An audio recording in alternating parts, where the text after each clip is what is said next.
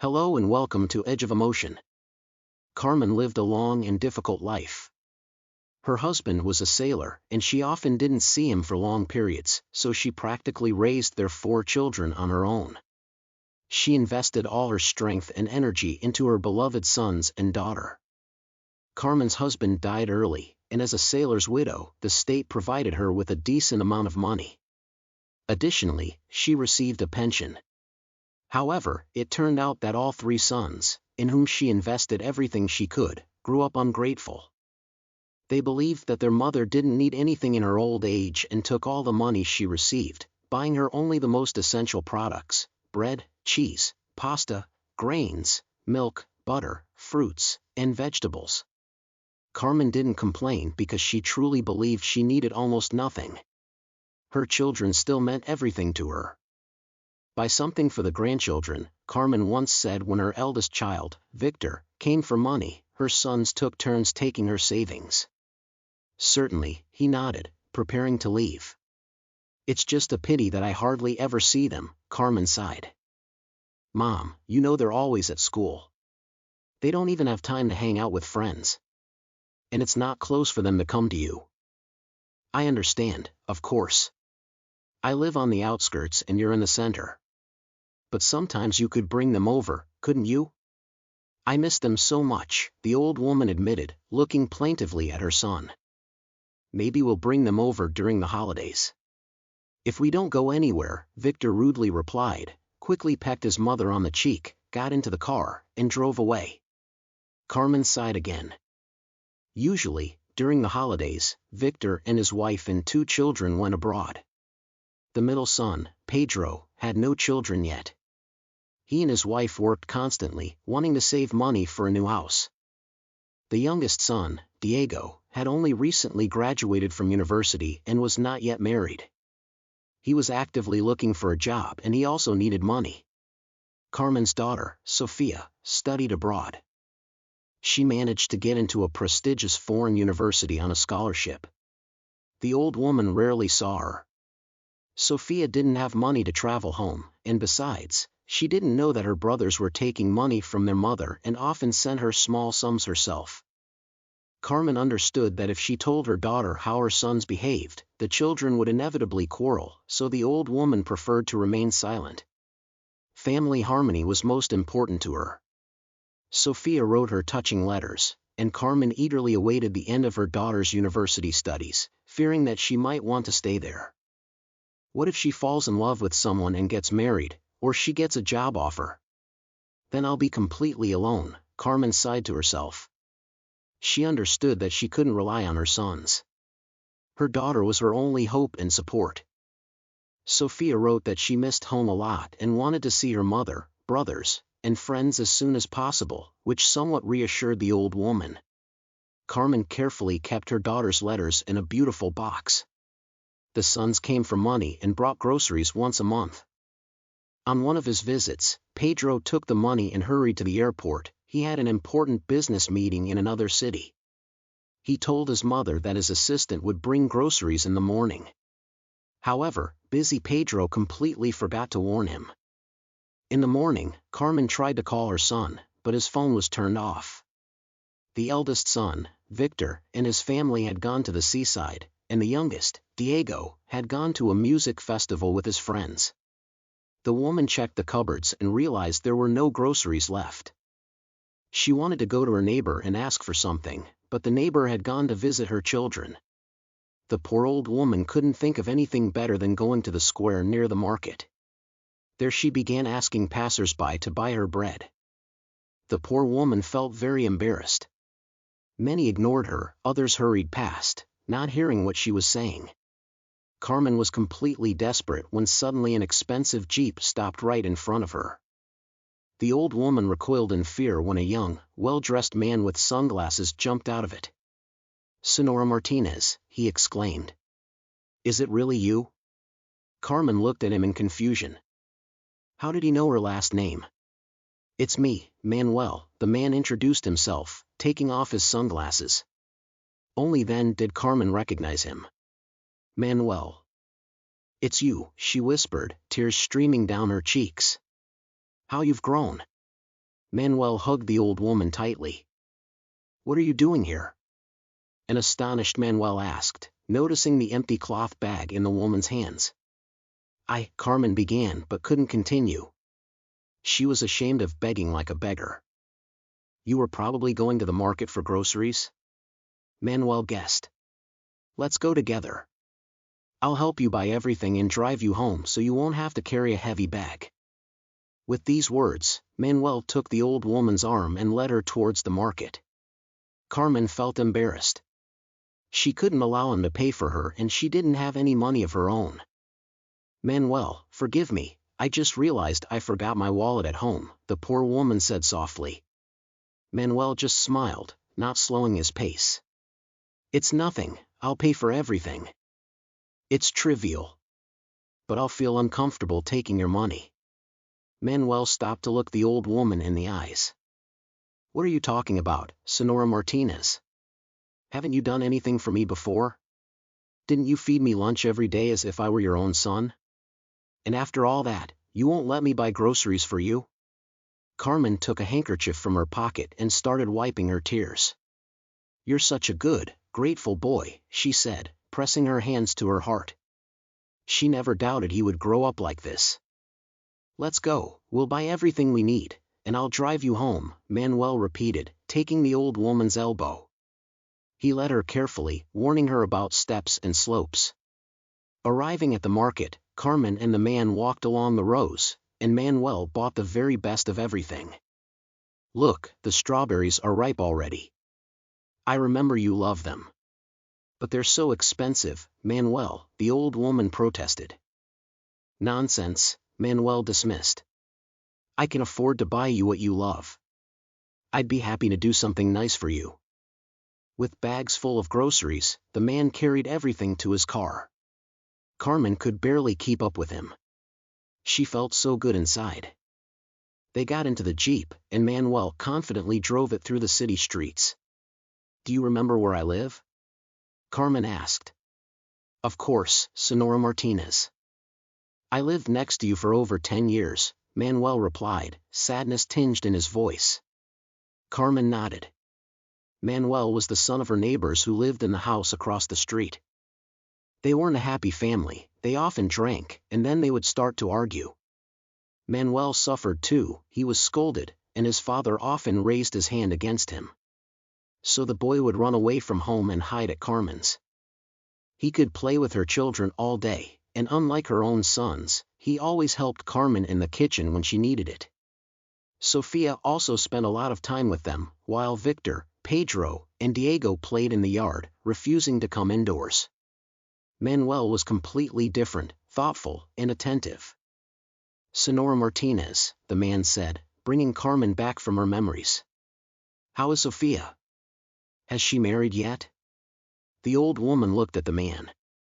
He was looking at the road, but she could see he was eagerly awaiting her answer. "She's studying abroad.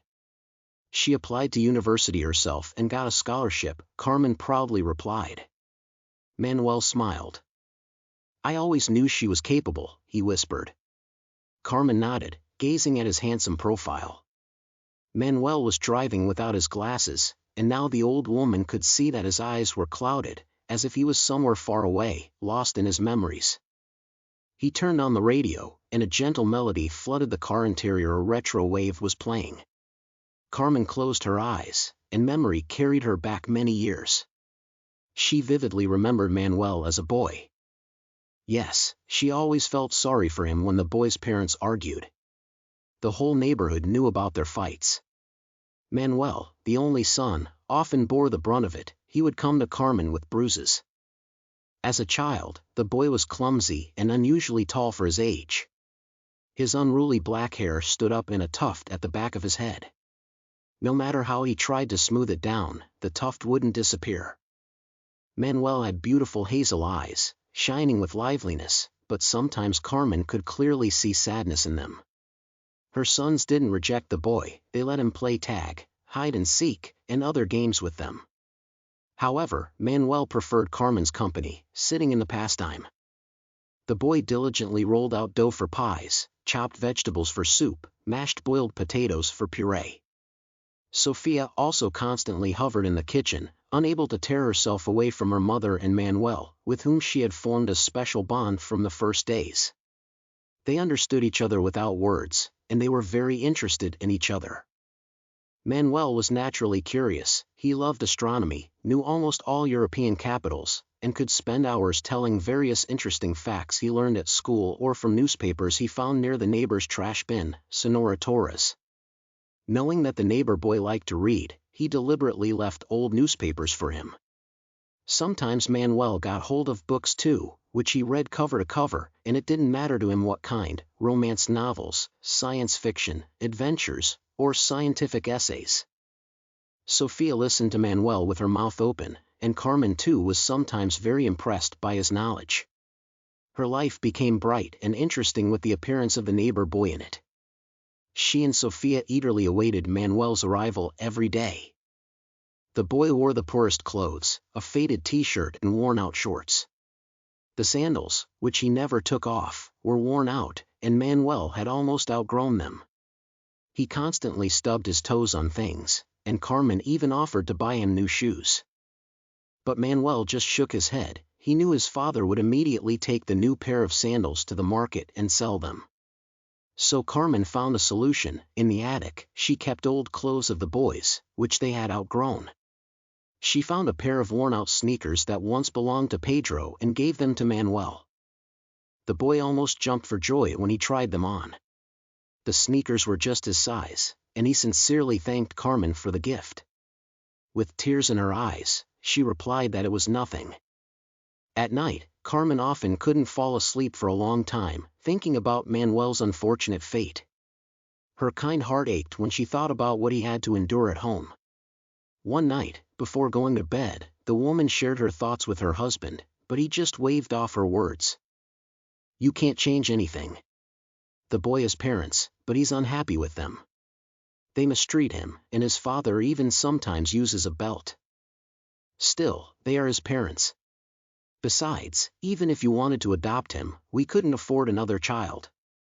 We already have enough hungry mouths to feed in this family," her husband reasonably remarked. "But Manuel eats very little," Carmen retorted. "Look at how skinny he is."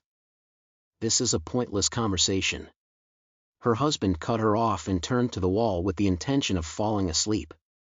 Carmen just sighed. Her heart refused to listen to the arguments of reason. She didn't know that another heart in her house was also sighing for Manuel at that time. Sophia was growing up, and Carmen began to notice the way she looked at the poor neighbor with her eyes. It didn't bother her much because she knew Manuel was a decent boy and would never allow himself to hurt her daughter. When Sophia turned 14, Carmen arranged a real celebration for her. She personally baked a cake, decorating it with her favorite strawberries and whipped cream. In addition, she prepared many contests and games for the children, allowing Sophia to invite her classmates and best friends. The girl asked her mother if she could invite Manuel, and Carmen allowed her. On the day of the celebration, Sophia wore a new soft blue dress that her mother had made for her. Carmen styled the girl's reddish chestnut hair into a beautiful hairstyle and adorned it with flowers and ribbons. Sophia looked more than charming, and her eyes sparkled with happiness. Her father had just returned from his trip and brought Sophia a huge teddy bear with a pink heart on its chest. Sophia hugged the bear and didn't want to let it go for a long time. The girl's friends gave her cute trinkets: a mirror in a beautiful mother-of-pearl frame, golden earrings, shell necklaces, and other pleasant little things. Sophia's brothers also dressed up. They ran around the garden in white shirts with turquoise butterflies and black trousers with pleats. Carmen flinched every time one of them fell. She was afraid the boys would tear their weekend pants. Sophia eagerly awaited Manuel. It was evident from the glances she cast towards his house. Finally, the boy arrived. He was also dressed up. He wore a pale blue short-sleeved shirt and slightly short gray trousers, the ones he wore to school. In his hands, the young man held a worn-out book about princesses that he had gotten from a bookseller, a bouquet of wild daisies, and a box of chocolates. He couldn't afford more, but Sophia was very pleased with Manuel's gift. The celebration was a great success. The kids had a wonderful time playing and dancing in the garden. When it got dark, Carmen called everyone inside and turned off the lights. Amidst singing, she solemnly brought out the cake with 14 lit candles. Sophia made a wish, stealing a glance at Manuel, and blew out the candle flames. Carmen began to cut the cake and distribute it to the guests. She didn't notice when her daughter and Manuel disappeared somewhere. "Where's Sophia?" Diego, the younger one, asked 10 minutes later. "Why isn't she eating the cake?" For a moment, Carmen felt a stab of unknown premonition in her heart, but she didn't give it any importance. "Go look for her, son," she replied. Diego jumped up from the table and ran into the garden. Victor and Pedro followed him. And a few minutes later, the peaceful flow of the celebration was disrupted by cries, whistles, and angry shouts. Frightened, Carmen and her husband rushed into the garden to find out what was going on. Sophia sat on the swing with her hands over her face. Manuel stood slumped beside her. Diego was crying, and Victor and Pedro clenched their fists. Their faces were twisted with rage. It wasn't his fault. Sophia sobbed. "What happened?" Carmen cried out, feeling her heart constrict. "Manuel molested her." Victor replied sharply. "That's not true," Sophia exclaimed, pulling her hands away from her reddened face. "We saw everything." "You kissed him on the lips," Pedro shouted. Diego cried harder. "What?" Carmen's husband exhaled. "What were you doing, Sophia?" The girl jumped up from the swing and rushed into the house. Carmen stood like a stone. Manuel did not raise his eyes from the ground. "You're 3 years older than her," Carmen's husband shouted to the young man. "How dare you? You wanted to seduce her." Manuel quickly shook his head. "I didn't want to do anything like that. I didn't realize how it happened." Sophia's father clenched his fists and his face turned red with rage.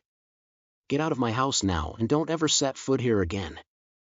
He grabbed him by the collar and dragged him toward the gate. Carmen wrung her hands, begging her husband to calm down, but he heard nothing. He threw Manuel outside like a puppy and slammed the gate loudly. "How shameless!" he shouted and, turning to his wife, shouted irritably, "It was you. You took a snake on your bosom. You welcomed him and now he's got the nerve to go after our daughter." Carmen pulled herself together. "Boys, go to your rooms," she said to her sons. "I'll clean up later, but now I'll go up to Sophia and talk to her. She will tell me what really happened." Her husband gave her an angry look. "I don't care what she says," he said, and added, "I have already said that he will never set foot in my house again. This is my last word. Period." With these words he went into the house. Carmen followed him with a heavy heart and immediately went up to Sophia's room. From behind the door she heard her daughter crying. Carmen knocked softly and entered. She sat down on the edge of the bed and gently stroked her daughter's back.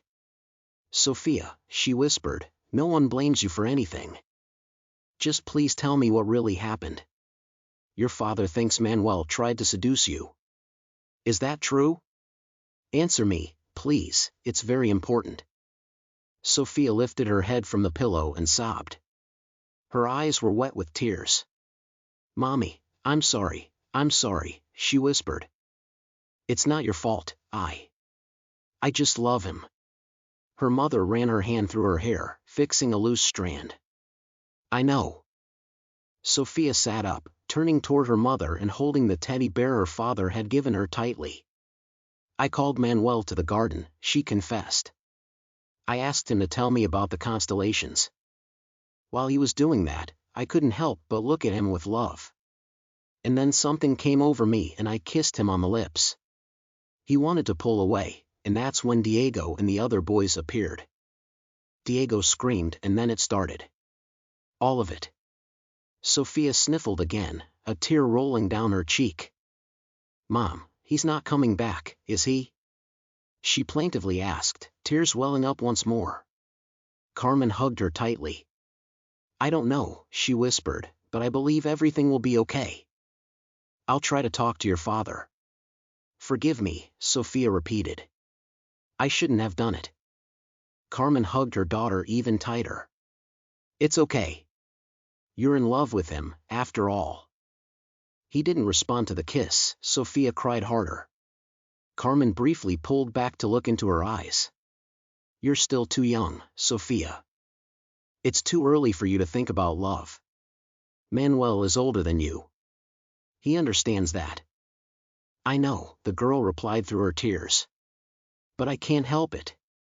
I love him so much. Carmen didn't know how to help her daughter. So they sat there, holding each other tightly until Sophia fell asleep, comforted by her mother's warmth and support. Carmen gently covered the sleeping girl with a blanket and, turning off the light, left the room. In her own bedroom, she tried once again to talk to her husband, but he remained stubborn. With a heavy heart, Carmen went downstairs to clear the table and wash the dishes. The next morning, nothing had changed. Her husband remained adamant. Sophia didn't leave her room. Carmen saw Manuel from the window. His face was pale. He looked at her hopefully, but Carmen sadly shook her head. Manuel nodded and disappeared into his house. A week later, he left, leaving Carmen a short letter in the mailbox. I'm very sorry things turned out this way, Mrs. Martinez. If I could change something, I would. Please give my best wishes to Sophia. I will never forget your kindness. You were the best thing in my life. Yours, Manuel. Reading the letter, Carmen burst into tears. She missed Manuel terribly, his liveliness, and his amusing stories. Without him, life seemed to lose some of its colors. Sophia came down to the kitchen and Carmen showed her the letter. The girl hugged her mother and also cried. However, there was nothing they could do and they had to accept the situation as it was. Sophia spent more time studying. Manuel's departure inspired her to focus on her own education.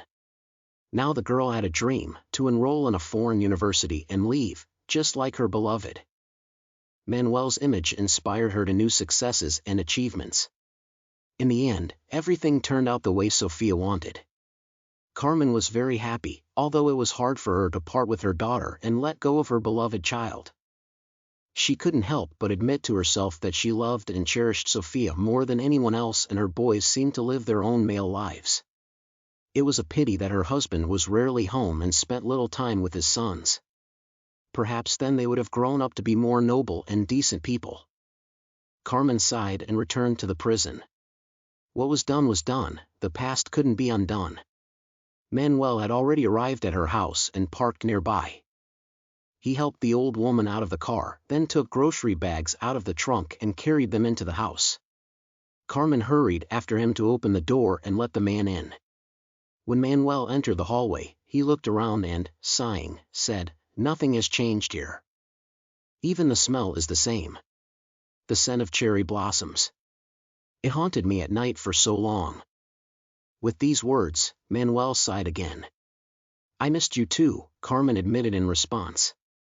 The man carried the groceries into the kitchen and was about to say goodbye and leave, but the old lady wouldn't allow it.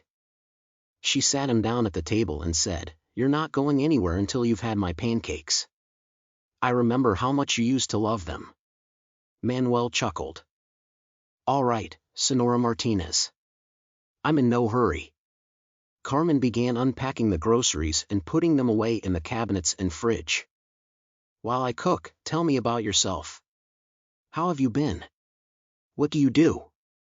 she asked. Manuel smiled. "I've been living quite splendidly," he replied. "I'm doing what I love most in the world." "And what's that?" Carmen asked, taking out a pink mixing bowl from the cabinet. "I've become a chef," Manuel confessed. "When I left, I enrolled in college in the neighboring town. After my studies, I returned here." "Oh, you always loved helping me," Carmen exclaimed, throwing a joyful glance at him. "Yes, you've been a great inspiration to me." "It was in your kitchen that I realized my calling," Manuel admitted. Carmen felt warmth spread through her heart. She cracked some eggs into the bowl, added sugar, and began whisking the mixture. She enjoyed cooking for someone else. Also, not to boast, but I've become not just any chef, but a real head chef. Manuel continued with a laugh. Carmen smiled. Is that so? Yes. Manuel nodded. And I work at the best restaurant in town. It's incredibly popular. I've been very fortunate. For a moment, Carmen stopped what she was doing, approached Manuel, and put her hand on his shoulder. I'm so proud of you, Manuel, she said. Tears welled up in her eyes. It didn't escape Manuel's notice. He stood up from his chair and embraced the old lady. I think you've been worried about me all this time, he said softly. But now you know I'm doing well. Yes, Carmen nodded. Now my heart is at ease. She returned to the batter, took out a frying pan from the cabinet, and placed it on the stove. I hope being the best chef won't stop you from enjoying my pancakes, Carmen said with a smile. Of course not, Manuel chuckled. Especially if they come with strawberry jam. The old lady looked at the man and noticed a sudden sadness in his eyes. She followed his gaze and saw him looking at a portrait of Sophia hanging on the wall. She missed you terribly too, Carmen confessed. Manuel hung his head. I'm sorry things turned out the way they did, he said quietly. I still feel ashamed. You're not to blame for anything, the old lady replied, shaking her head. She flipped a pancake and cast a sympathetic glance at him. All this time, I've been afraid you might think I took advantage of the situation with her. But I would never. I respected you and her too much, Manuel said. Carmen shook her head again. I've never blamed you for anything, Manuel. Sophia fell for your head over heels and didn't realize the consequences of her impulsive actions. Manuel nodded, sighing heavily. The thing is, Suddenly, Carmen had a startling realization.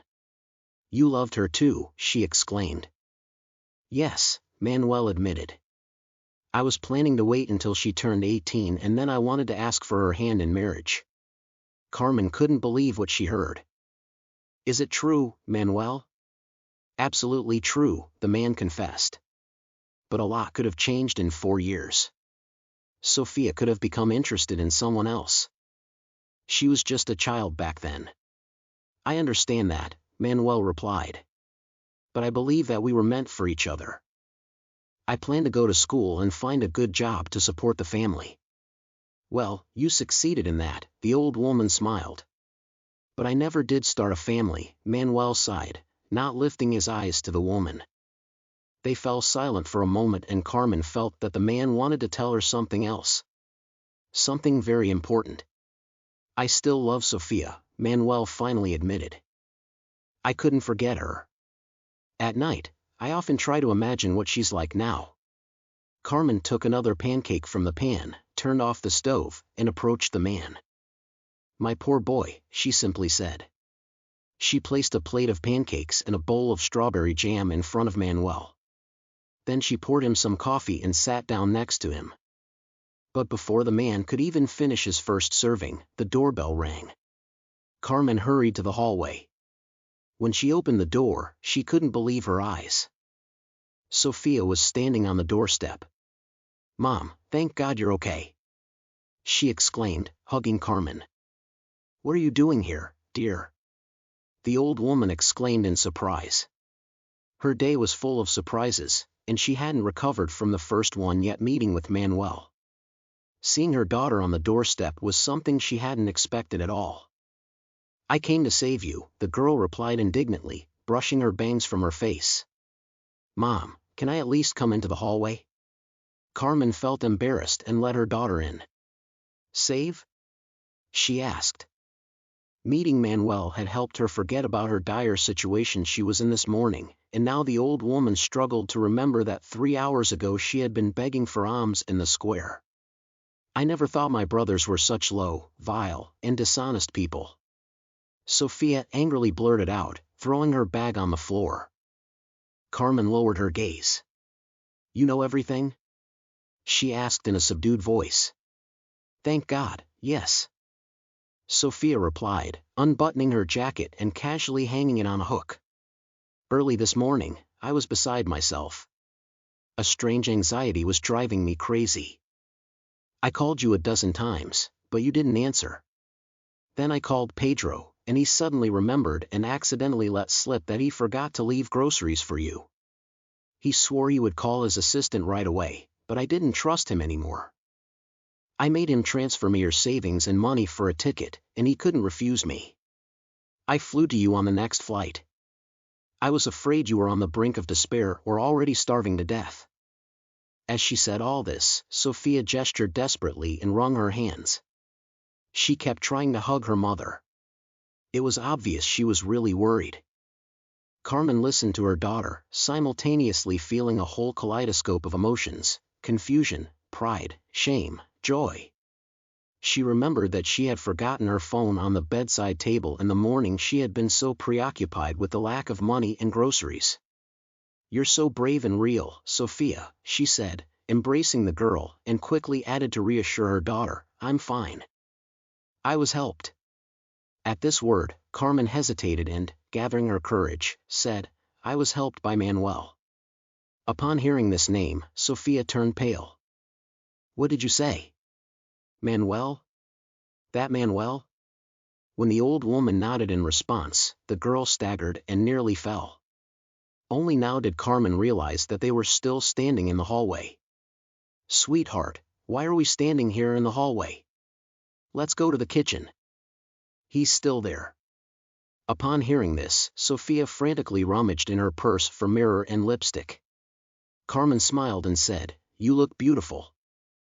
Sophia nodded excitedly and followed her mother into the kitchen. Manuel stood up in amazement when he saw her. Without taking his eyes off her, he thought she looked even more beautiful. Sophia also silently looked at him. Then the ice broke and the young people hugged. "I missed you so much," Manuel admitted. "I missed you too," Sophia replied shyly. "Forgive me for everything." Manuel affectionately ran his hand through her hair. "And you forgive me for leaving." Sophia felt like she was about to cry. Fortunately, Carmen invited them to the table. "Why are you standing there? The pancakes have already cooled down completely." The young people sat down at the table. And for a moment, there was silence in the room. Everyone was nervous. However, a moment later, Manuel began to talk about his work and Sophia about her studies. And it seemed to the old woman that there had been no years of separation. Everything suddenly fell into place. She felt full of strength and joy again. The woman skillfully fried pancakes and only one thought troubled her. Carmen kept remembering her daughter's bitter words. "I never thought my brothers were such low, mean, and dishonest people." Sophia's angry and disappointed voice echoed in the old woman's head again and again. It was as if her daughter sensed her state and, interrupting herself mid-sentence, looked anxiously at her mother. "And how long have they been taking your money?" Sophia abruptly changed the subject, asking Carmen. The woman paled. She didn't want to tell the truth at all. "Tell it as it is. Don't cover for them," Sophia insisted persistently, and Carmen gave in. "Almost 4 years. Since you left," she confessed. "What? And you've been silent all this time?" Sophia jumped up from her seat as if intending to rush to her brothers right away. However, catching Manuel's puzzled look, she calmed down a bit and sat back down. "But, Mom, how could you? Why didn't you tell me right away?" Carmen looked down, pretending that there was nothing more important right now than clearing the dirty dishes from the table. "I just didn't want to worry you. And I didn't want any fights with your brothers. But they didn't deserve anything better. How could they treat their own mother like this?" Sophia couldn't calm down. She got up again and started pacing around the room. Manuel silently watched her, unable to insert a word. He saw that both women were emotional and didn't want to interfere in their family affairs. "But I really didn't need anything. I had enough of the groceries they bought for me." Carmen tried to justify her sons. "Mom, don't you understand? This is not normal." Sophia exclaimed in frustration. At this point, I'm the only one who doesn't understand what's going on here. Manuel decided to intervene. He looked questioningly at Sophia and then at Carmen. The girl sat down at the table and began to explain. My heartless brothers have been taking my mom's savings for 4 years, leaving her groceries in return, she said. Manuel's eyebrows shot up in surprise. What? That's downright despicable, he exclaimed angrily, just like Sophia had a minute ago. That's what I'm saying, the girl confirmed. I had no idea about any of this. By the way, did they also take my money, Mom? Carmen was flushed with embarrassment and Sophia didn't need an answer to understand everything. They are such. The girl didn't finish her sentence, not wanting to upset Carmen, who was already pale enough. Manuel stood up in agitation. I will go to them and talk to them, he said firmly. They must understand that treating their mother like this is unacceptable. But Carmen took his hand and gently sat him back down at the table. Manuel, none of them are in town right now. That's why I was at the market square. I was trying to beg for bread from passersby, Carmen confessed. The young people exchanged glances. Poor Mom. Sophia exclaimed sympathetically. Sonora Martinez, why didn't you tell me anything right away? Manuel scolded Carmen. I couldn't, she confessed. I was very ashamed. I swear, this won't happen again. Manuel said angrily, and Sophia nodded decisively, agreeing with him. Carmen didn't know what to think. She certainly appreciated the care and genuine feelings of her two most beloved people, but her heart ached when she thought of her son's heartlessness. Carmen blamed herself for this. Perhaps she should have talked to them more about kindness and compassion, setting an example for them. But had she ever been cruel to anyone? Carmen couldn't recall anything like that. Sophia unexpectedly approached her mother and hugged her shoulders. Mom, sit down, I want to talk to you about something, she said. Carmen obediently sat, not knowing what to expect from her daughter's words. Sophia sat down next to her and began to speak. In my university, I am highly valued. I'm almost done with my degree. They already trust me to give lectures to the freshmen. So, as soon as I get my diploma, I'll become an assistant at the department and continue my studies to become a professor. Carmen felt her heart skip a beat. Her daughter's news both delighted and saddened her. So, her fears weren't unfounded. Sophia would stay abroad, and she, Carmen, would be condemned to lonely old age. Sophia noticed that her mother had turned pale and hurriedly took her hand. Mom, calm down, I haven't finished yet. I want to take you with me. You'll like this cozy little town. Carmen looked at her daughter with doubt. But, Sophia, how can I move? What's stopping you, dear? The girl asked. Carmen glanced around the kitchen. I've grown accustomed to this house. I've lived here for 40 years. Sophia nodded. Of course, Mom, but you're getting older and you need care. And who will take care of you here? My brothers have already proven that they can. By selling this house, you can buy a very nice place there. Despite her doubts, Carmen suddenly felt that her daughter's words were touching her heart. She suddenly felt like she wanted to change something. How strange. I never even thought about moving before flashed through the woman's mind. By the way, after selling the house, you'll have money left and you could even go on a trip. Sophia said. Carmen's head was spinning. But I've never traveled anywhere, she confessed. I doubt I would dare to do such a thing. I'll take you wherever you want to go, Manuel suddenly said. And I won't take your money. Sophia and Carmen looked at him with surprise and admiration, but before they could say anything, Manuel added, and you, Sophia, will come with us. Right? Sophia smiled, feeling tears welling up in her eyes again. With pleasure, she said. Young people looked into each other's eyes, and Carmen distinctly felt that the bond established between them in childhood had not disappeared anywhere. They still loved each other. Suddenly, an unpleasant thought came to Carmen's mind. And what about the boys? They won't let me go," she murmured quietly. Sophia took her hand. "They'll have to accept it," the girl said firmly. 3 months later, despite her son's protests, Carmen moved in with her daughter. Sophia helped her buy a small cozy house not far from the forest, where there was a beautiful lake. The old woman was very happy. Her daughter visited her every day. One day she came not alone, she brought Manuel in her expensive Jeep.